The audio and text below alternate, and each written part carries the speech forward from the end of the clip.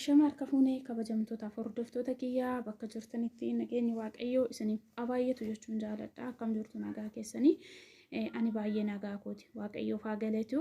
Turtiin jiruuf jireenyi haalli qilleensaa maal fakkaata isin bira? Ana bira baay'ee bareedaadha. Galata waaqayyoo. Qannas muuziqaa madiina viidiyoo waraabaa jirti. Akkam jirtu nagaa keessanii ani baay'ee nagaa koodha. Waaqayyoof haa galatu. Turtiin jiruuf jireenyi maal fakkaata? Ani jira galata waaqayyootti haa tolu isiniin jechuu barbaada kan biyya keessaa kan biyya alaa. Hundumti keessaniyyuu nooraa isiniin jedhee jira. Welkaam.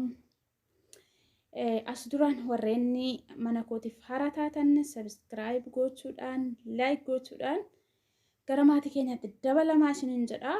As immoo warreen maatii koo taatanii laayik sheer koomentii gochaa na jabeessaa jirtan galatoomaa isiniin jechuu barbaada sumarraanii. Ammallee akkasuma na jabeessaa koomentii keessaniin karaa garaa garaatiin sheer gochuun sabiskiraayib gochuudhaan na deeggaraa isiniin jechuu barbaada. Har'a waa xiqqoo tokko qabadhee dhufee jira. Viidiyoo haaraatiin deebi'ee dhufee jira. Egaa akkuma beekamu waa tokko dubbachuu waan barbaaduuf waa tokko haasa'uu waan barbaaduuf waa xiqqoo wayii haasa'uu fedhaa jechaadha. Innis maali yoo jettanii yeroo darbe akkuma arginu waan baay'eetu miidiyaa kanarra deemaa ture jechaadha.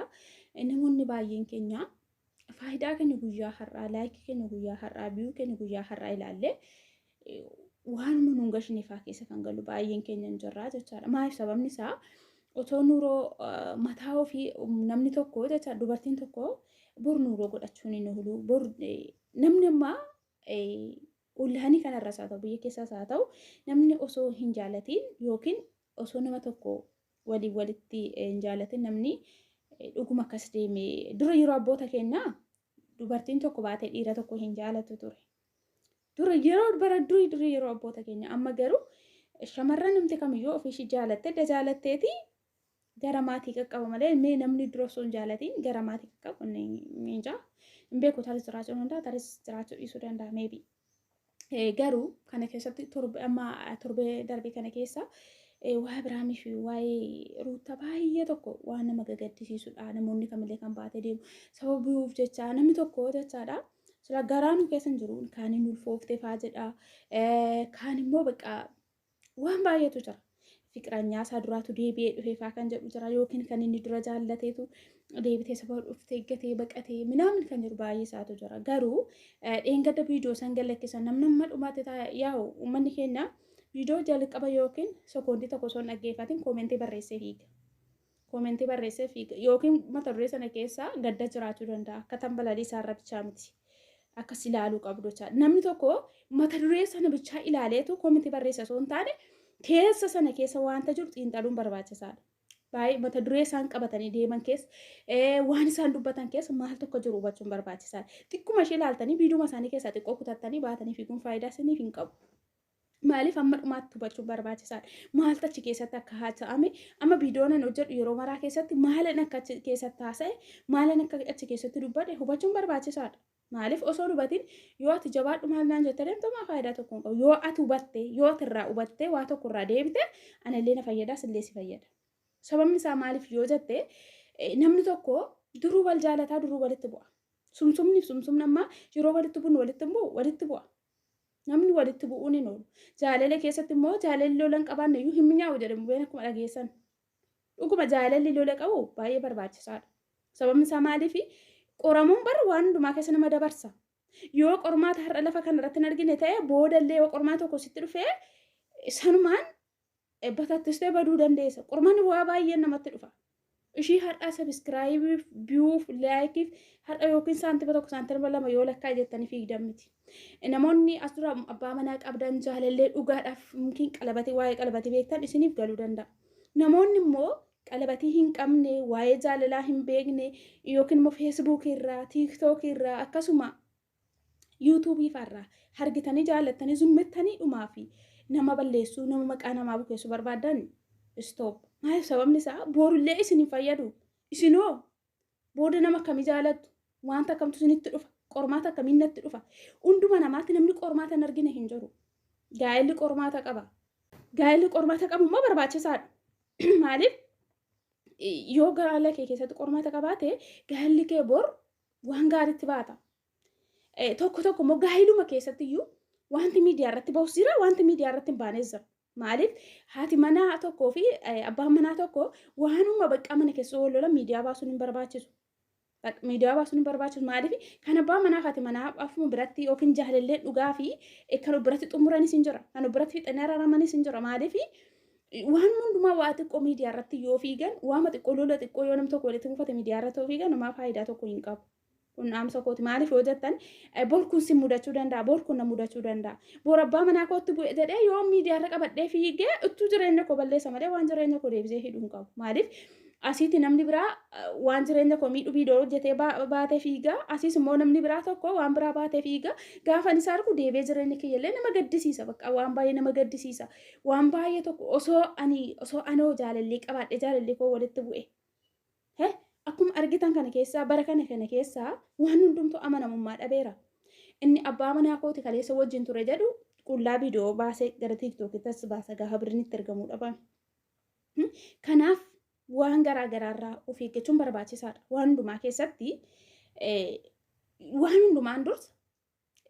waan hundumaan dursa namni tokko gaafa qalabatii godhatu akkasumaan biti kan qalabatii godhatu yookiin qalabatii dhumti bitameedhaaf qalabatii dhumti asirra taa'eedhaaf miti. Namni tokko qaalii jechuun yoo nama fuulduratti qaalii seenuu maa faayidaa tokko hin qabu. Namni isaa dhaga'u namni isaa arguudha malee kan waaqayyo beekutu caala. Kan namni si beekurra kan waaqayyo si beeku caala. Namni yoo har'a gaarummaa kee hime boruma garsi garagasha. Har'a ol si garagasha bor garsi garagasha. Maaliif sababni isaa nama kaa. Namni fooniin dogoggora. Namni dogoggorra hin jiru. Kanaaf namni waliin lolles hin jiru. Eenyumtiyyuu wal lolaa ni araarama. Wallolaa ni araarama. Waaqayyo immoo laphee dhiifamaa walii keessa ni qabaadhaa jedha. Sababni isaa maaliif yoo ati laphee dhiifamaa naa qabaatte yoo ani laphee dhiifamaa sii qabaadhe waan hundumtuu sirrachaa deemuu danda'a. Boru akka har'aa miti. Inni har'a dukkanaa'ee inni guyyaa har'aa borutti bari'uu danda'a? Hin danda'u. Borus guyyaa haaraadha. Kanan har'a keessa jiru guyyaa haaraa kan borutti bari'us guyyaa haaraadha. Maaliif waan kanarraa of qusadhaa. Maaliif yuutuubii dhumaaf barbaada malee bakka waan garaa garaatu jira. Yuutuubiidhaaf isaa barbaadu namni dhaqee isaa wajjiniin taa'ee gaafa isaa walii galan gaafa isaa walitti dhufanii haasa'anii gaafa isaa riileeshinii jaalalaa jalli qaban namni wajjin dhaqee taa'ee ishii yuutuubiifan barbaada jedhee namni itti himen jiru. Kun hundumtuu soba. Maaliif sobuurra immoo duwwayya. Sobuun faayidaan qabu. Mootummaa waaqayyoof dhabsiisuu qofaadha. Maaliif faayidaan isaa? Inni har'aaf YouTube irratti ittiin nagadachuu danda'ama. Garuu bor si gaafata. Seenaa si gaafata. Bor galma kee irratti agaarsa irratti si gaafata. Faayidaa siif hin qabu. Amma hojjettutti mataa keetiin qulqulluu hojjedhu. Laayikii tokkos argadhu. Laayikii tokkos dhabi. Guyyaa immoo laayikiin humti kee tokko sun 1000 ta'u hin jira. Maaliif hojiin waaqayyoo dinqiidha. Guyyaa tokko gadi guyyaa tokko oli. Guyyaa tokko dukkanaa guyyaa tokko inifa. Sababni isaa maaliif? Namni har'uma keenan sooromaa har'uma kee kanan godha jedhu hin jiru.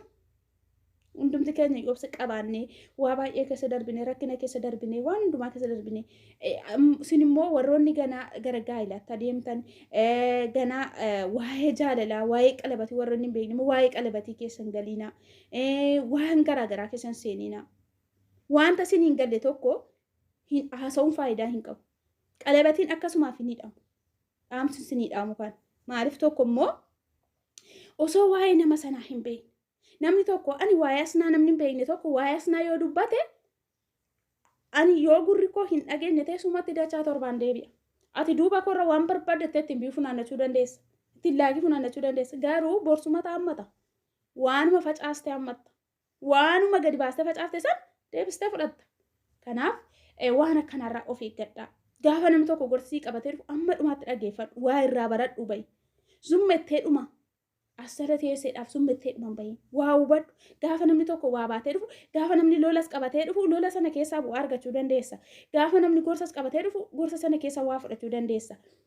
Gaafa namni tokko mata duree kadhataa qabatee dhufu, kadhata sana keessaa waa gaarii argachuu dandeessa. Gaafa namni tokko quraana barsiisuudhaaf, matsaaf guddisiirraa wangeela barsiisuudhaaf gaafa dhufu waa irraa barachuuf. Zummanni achi jala teenne yoo baane osoo waan dhaga'e yoo baane amma faayidaa tokko hin qabu. So baay'een keenya Kanaaf baay'ee isinirra turuu hin barbaadu. Maaliif hojjettanii waa tokko barachuun barbaachisaadha. Namni tokko akkasumaan miti kan viidiyoo hojjetu akkasumaan miti namni tokko waa irraa hubatu namni tokko waa irraa haa baratudha malee jechaadha. Nama tokko jala deemtanii namni tokko yoo balleessaa qabaate yoo dandeessee lakkoofsa isaa qabaate karaa keessaa dhaqii gorfadhu deeffadhu. Yoo immoo lakkoofsa isaan qabdu ta'eeti waan hin taane jettee tambalalakkee kaawwattee akka namni si ilaaluuf akka namni fiigee si ilaaluun godhin. Maaliif natsaa hojjettee jiraachuun bareedaadha. Akka kootechaadha. Natsaa hojjetattee ilmaa zeeroon dabarsi. Ilmaa zeeroo sin dabarsi. Faayidaan qabu bara ishiin kun hin baddii bara. Gaafa si harkaa baddu hin beekamtu. Gaafa ishiin si harkaa dhabamtu hin beekamtu. Gaafa ishiin si harkaa gubatu hin beekamtu. Garuu namni tokko sitti gaddurra namni tokko yoo sitti gaddee namni tokko sitti gaddurra namatti hafu wayya. Ani namni tokko natti gaddee batalaa miidiyaa kanarratti nama tokko gaddisiisee saantiimatti argachuurra du'ee baduu naa wayya. Sababni isaa maaliif namni tokko akkanatti gaddullee hin barbaadu. Maaliif nama kan faana jaalalaan jiraachuu nama kan faana kabajee nama sun na kabajuu barbaada. Maaliif sababni isaa yoo ati nama kabaje namni si kabaja. Namni tokko yoo ulfas ta'e namni kan namaa guddisu jira. Asuu kunoo biyya ormaa keessatti dhalanii kunoo qoshaashaatti gatu miti. Waa'ee isaanii maatan balala godhatanii fi waa'ee isaanii tan balala godhatanii maaliif gattattanii maaf hin fiin namoota baay'ee qoshaashaatti festaalaan maree qoshaashaatti gataa oola. Haala baanayyuu wallaallee jechaadha. Namoota baay'eetu jaalala jedhee dhiiraa birrii laachaa oola. Dhiiraa birrii laatee kan boobaayee jira. Namoota baay'ee qullaasaa baasanii waan baay'ee irratti hojjechaa oola. Isaan kan tan balala godhadhaa fiigaa kunoo akkasuma uummata keenya lammii keenya Saudi Arabiyaa keessa taa'anii mimmaan isaanii dhangalaasan lubbuun isaanii darbaa jiru hidhamanii garamafamaa jiran isaan bira maaf hin dhaabanne isaanii maaf tan balala godhatanii fiigni. Yeroo namni tokko jaalala keessatti miidhamee abbaa ebeluun akkas ta'e jedhanoo akkasitti rarraafattanii fiigdu. Maaliif isa sanaaf sagalee hin taanere? Otoo warra achi keessaa rakkataniif sagalee taate waaqayyoollee sirraa jaallata. Nama rakkate bukkee dhaabadhu. Nama boo gargaarii iddoon taa'e ol kaase. Amma jaalala keessatti isa bor araaramu isa bor walitti deebi'ee kolfaa dhufu isa bor gammachuudhaan qabatee dhufu duukaa fiigdee waan hin taane barreessuurraa jechaadha. Ani akka kootu kun dhaamsa kooti. Maaliif yoo jettan waan itti dhagaame tokko annus kun beeku ni dubbadha jechaadha. Luma sanatti dubbadha. Maaliif amma kana lammii keenya Saudi Arabiyaa keessa taa'anii bo'an.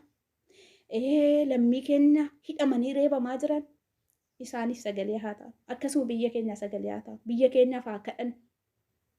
Biyya keenya waaqayyoon akka araara deebisu akka nagaa deebisu haa kadhan. Isa kanatu nurraa bareeda. Isa kanatu miidiyaa keenya irraa bareeda. Boodhalli keenya irra isa yeroo ilaalta haati koo yeroo biyya sana keessa jirtu biyya kooti du'aayii gochaa turte. Biyya kooti kadhachaa turte. Waan gaarii barsiisaa turte kan siin jedhu kan sirraa bareedu. Garuu immoo waan hin taane hojjennu yoo ta'e gonkumaalee hin bareedu. Warreen natti qabamtan yoo jiraate asuma irratti dhiifama naaf godhaan isin hin jedhu. Maaliif gaafa namni tokko waa isin gorsu dhaggeeffadha. Waarra baradhaa. Namni kamiyyuu ani beekaadha kan jiru mataasaa sossobaa jedha dubbiin sagalee waaqayyoo yookiin mataa keenya gowwoomsuudha. Hundumti keenya beekumsa hin qabnu wallaaloota. Hundumti keenya immoo cubbuun qabu kan jedhu hin jiru. Hundumti keenya cubbamoota. Kanaaf waa tokkorraa piliis gaafa namni tokko warra rakkataniif amma kana sagalee ta'a. Gaafa namni tokko xiqqoo ishee walitti bu'ee jedhan miidiyaa mulu waliin ga'uuf hin kaatina. Maaliif baqa ilaalaatuun bira taraa. Maaliif borummoo guyyaa haaraatu jira waan ta'eef boru fuuldura gammachuun jira waan ta'eef jechaadha. Maaliif batalaa gaalee namaa keessa galuun sirrii miti. Gaalee namaa keessa hin galiina. Konkuma namni kamillee. Gaa'elli abbaa haadha manaa sanaaf abbaa manaa sana ilaallatu yookiin jaalallee sanaaf jaalallee sana bakka isaan malamaantu xumurataa isaan malamaantu fixa. Kanaaf as dura waan isin gaddisiiseera ta'ee ifa manaaf godhaa isiniin jira dubbannaa koo keessatti nama kam akka gaddisiisuu hin barbaadu jechaadha. Maaliif miidiyaa kanarratti miidiyaan kun waan bor darbu bor wanta faayidaa hin qabne wanta taate nama kam gaddisiisuullee hin barbaadu nama kam faanallee haala gaariin jiraachuu barbaada jechaadha. Warri natti qabamtaa yoo jiraattan ifa manaaf godhaa innaa ittaansuudhaan laayik sheer sabiskiraayib gochuudhaan na deeggaraa isiniin jechuu barbaada. Galatoomaa ulfaadhaa. Amma viidiyoo biraa walitti deebinutti nagaan tura. Baay baay.